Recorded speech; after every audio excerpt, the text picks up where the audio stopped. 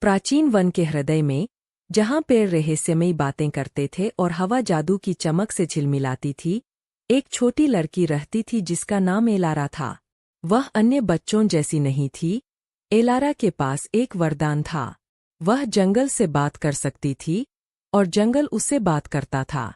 उसका सबसे अच्छा दोस्त एक शानदार चांदी का उल्लू था जिसका नाम एथरेन था, जो अपनी उम्र से परे बुद्धिमानी के साथ उसकी मार्गदर्शना करता था। एक सांझ, जब एलारा जंगल में और गहराई तक चली गई, तो उसने एक छिपे हुए क्लियरिंग को खोजा जो सुनहरी रोशनी से नहाया हुआ था। इसके केंद्र में एक विशाल, प्राचीन पेड़ खड़ा था जिसकी छाल सितारों की तरह चमकती थी। यह था एल्डर ट्री, जंगल की जादुई शक्ति का हृदय। किंवदंती कहती थी कि इसके भीतर एक अभिभावक आत्मा निवास करती है, जो योग्य माने जाने वालों को एक सच्ची इच्छा पूरी कर सकती है। एलारा उम्मीद और जिज्ञासा से भरे दिल के साथ पेड़ के पास गई। जब उसने छाल को छुआ, एक गर्म रोशनी ने उसे घेर लिया और अभिभावक आत्मा प्रकट हुई, प्रकाश और छाया से बनी एक सुंदर आकृति।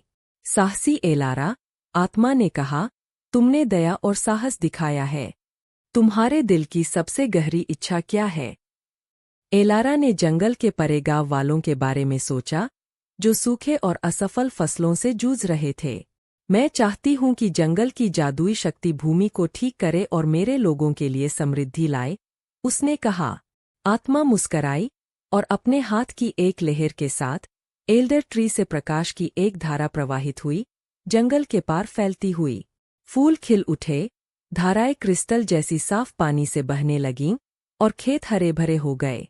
जैसे ही जादू ने काम किया, आत्मा फिर बोली, तुम्हारी निस्वार्थता ने संतुलन को बहाल कर दिया है, एलारा। जंगल सदा तुम्हारा मित्र रहेगा। उस दिन से एलारा वन अभिभावक बन गई, जादुई और मानव दुनिया के बीच एक पुल।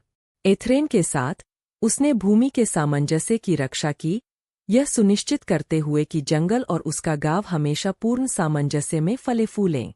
और इस प्रकार एलारा और एल्डर ट्री की किंवदंती जीवित रही, दया की शक्ति और एक शुद्ध हृदय में छिपे जादू की गवाही के रूप में।